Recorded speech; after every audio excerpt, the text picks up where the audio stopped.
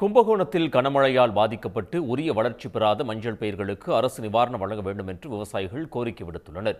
கும்பகோணம் அருகே உள்ள பட்டீஸ்வரம், சோழன் மாளிகை, திருவலஞ்சுழி, மணப்படுகை உள்ளிட்ட கிராமங்களில் பொங்கலை முன்னிட்டு 50 ஏக்கர் பரப்பளவில் விவசாயிகள் மஞ்சள் சாகுபடி செய்தனர். ஆகஸ்ட் மாதம் பயிரிடப்பட்ட 5 மாத பயிரான மஞ்சள் கடந்த 2 மாதங்களாக தொடர்ந்து பெய்த மழையினால் வயல்வெளிகளில் மழைநீர் தேங்கி மூழ்கியது. இதனால் மஞ்சள் செடி மற்றும் மஞ்சள் கிழங்குகள் உரிய வளர்ச்சியின்றி காணப்படுகின்றன. ஏக்கருக்கு 50,000 ரூபாய் செலவு செய்யப்பட்டுள்ள நிலையில் தற்போது 10,000 ரூபாய்க்கு கூட மஞ்சள் கொத்து விற்க முடியாத நிலை ஏற்பட்டுள்ளதாக விவசாயிகள் வேதனை தெரிவித்துள்ளனர்.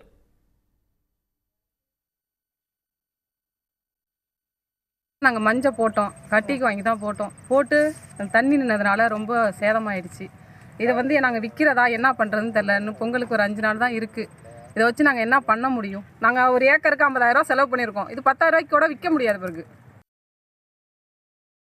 இதனிடையே திருச்செந்தூர் அருகே மேலக்கானம் பகுதியில் விளைவிக்கப்பட்ட பனங்கிழங்குகள் அதிக அளவில் அறுவடை செய்யப்பட்டு விற்பனைக்கு தயாராகி வருகின்றன. ஒரு கட்டு பனங்கிழங்கு 120 ரூபாய் வரை விற்பனை செய்யப்படுவதால் விவசாயிகள் மகிழ்ச்சி அடைந்துள்ளனர். கட்டு 125 ரூபாய்னு விற்கிறோம். 25 கிழங்கு. அது நார் சத்து உள்ளது. சுகர் பாட்டிக்காரங்க எல்லாருமே சாப்பிடலாம். சின்ன வயசுல இருந்து பெரியவங்க வரைக்கும் எல்லாருமே சாப்பிடலாம். வெளியூர்ல இருந்து தான் வந்து வாங்கிட்டு போறாங்க. நல்லா எக்ஸ்போர்ட்டுக்கெல்லாம் போய்கிட்டு தான் இருக்கு.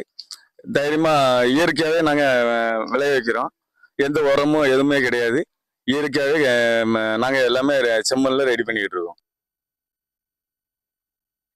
பனங்கிழங்குகள் வெளிமாவட்டங்களுக்கு விற்பனைக்கு அனுப்பப்பட்டு வருகின்றன. பொங்கல் பண்டிகை நெருங்கும் சூழலில் பனங்கிழங்குகளுக்கு மேலும் விலை அதிகரிக்கக்கூடும் என்பதால் விவசாயிகள் மகிழ்ச்சியில் ஆழ்ந்துள்ளனர். உடனுக்குடன் செய்திகளை தெரிந்து கொள்ள சன் நியூஸ் பெல் ஐகானை கிளிக் பண்ணுங்க.